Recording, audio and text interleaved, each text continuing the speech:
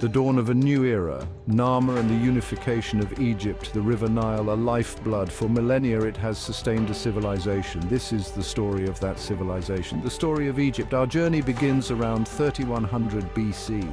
A king named Narmer emerges from Upper Egypt. He is a strong leader, a skilled warrior. Narmer sets his sights on Lower Egypt. He seeks to unite the two lands. The details of the conquest are shrouded in time, but the outcome is clear.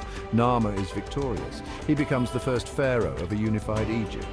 This event marks the beginning of the early dynastic period, a time of innovation and development. Narmer establishes Memphis as the capital. This strategic location helps control both the north and south. He creates a centralized government. This brings stability and order to the newly unified land. Narmer's reign lays the foundation for a remarkable civilization. He establishes the pharaoh as a divine ruler, a god-king. This concept will shape Egyptian culture for centuries to come. The unification under Narmer marks a pivotal moment. It is the beginning of Egypt's long and illustrious history. Pyramids and power, the Old Kingdom's legacy. The Old Kingdom, a time of prosperity and innovation. It begins around 2686 BC with the Third Dynasty.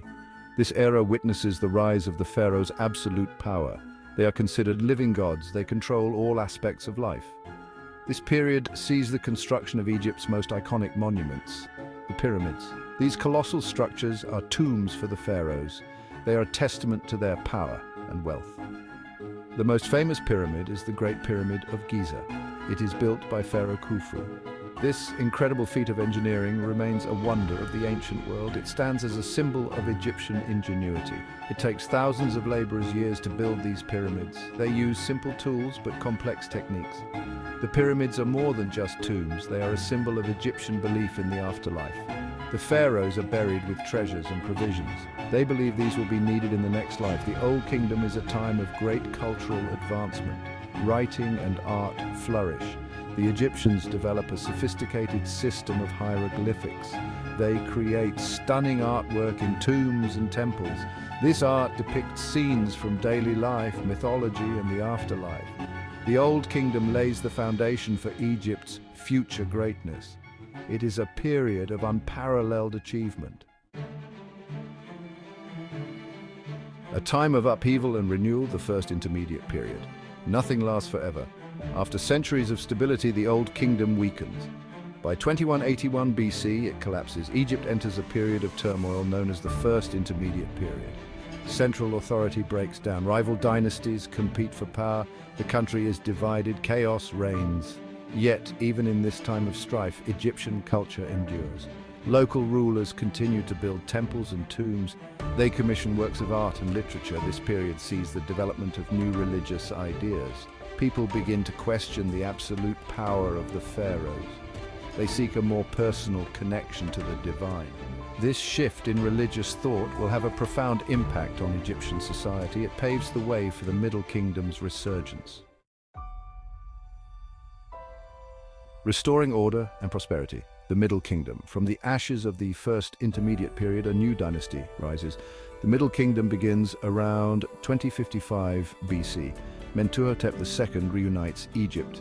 He establishes Thebes as the new capital. The Middle Kingdom is a period of renewed prosperity and stability. Pharaohs expand their control south into Nubia. They secure trade routes. This brings wealth and resources into Egypt. The Middle Kingdom witnesses a flourishing of art and literature.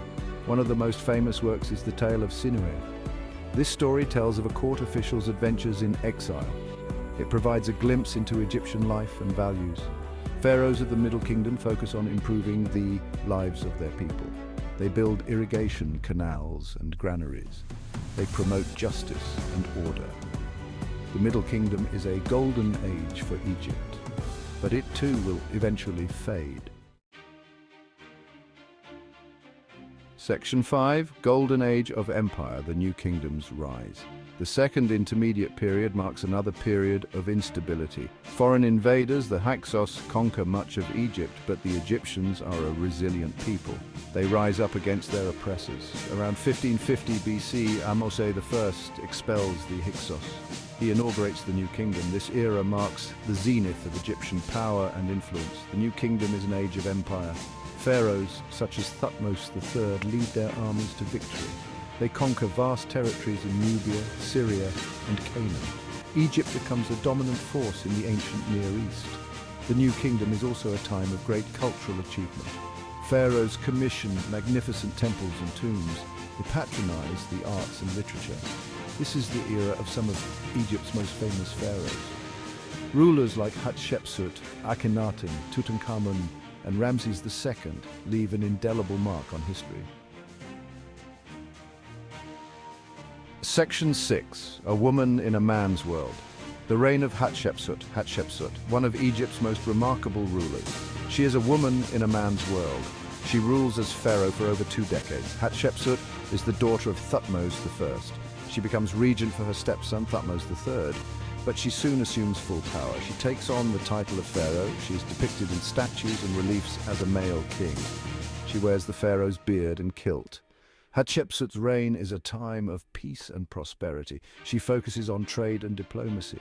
She launches ambitious building projects. Her most famous monument is the temple at Deir el-Bahri. It is a masterpiece of architecture. Hatshepsut's reign is a testament to her intelligence and ambition. She is a powerful and effective ruler. She leaves a lasting legacy. Section 7. The Heretic King, Akhenaten's Religious Revolution. Akhenaten, Hatshepsut's grandson, is a radical pharaoh. He initiates a religious revolution. He abandons the traditional Egyptian gods. He introduces the worship of Aten. Aten is a single god. He is represented by the sun disk.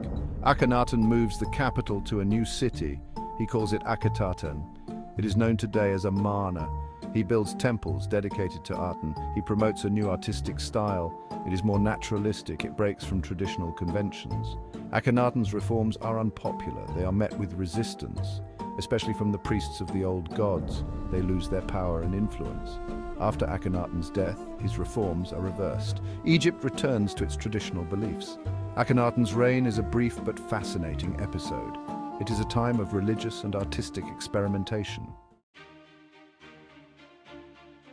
Section 8. Ramses the Great, a pharaoh for the ages. Ramses II, perhaps the most famous pharaoh of all. He reigns for 66 years. He is a prolific builder. He constructs massive temples.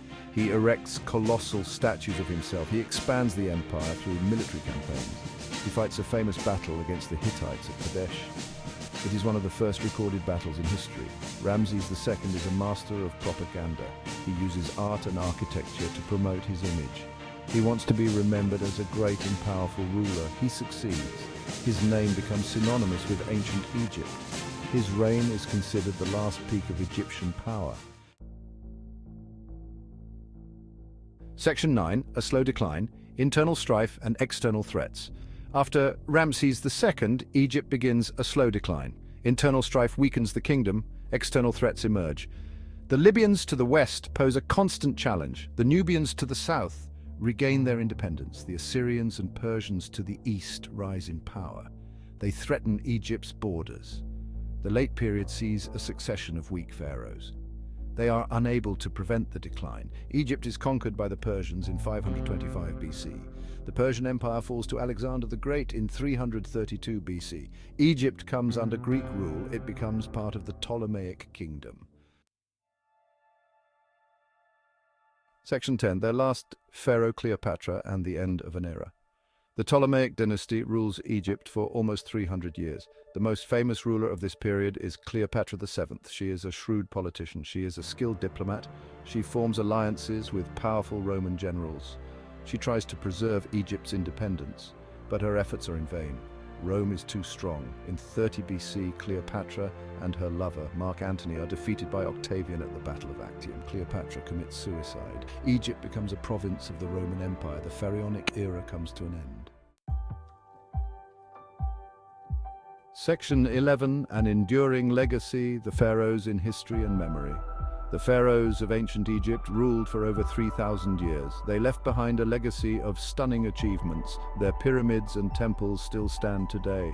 They are a testament to their power and ingenuity. Their art and literature continue to fascinate and inspire us. Their beliefs about the afterlife shaped their culture. Their influence can still be felt today. The pharaohs may be gone, but they are not forgotten. Their story is a reminder of the greatness that humanity can achieve. It is a story of power. It is a story of faith. It is a story of human ingenuity. It is a story that continues to capture the imagination of the world.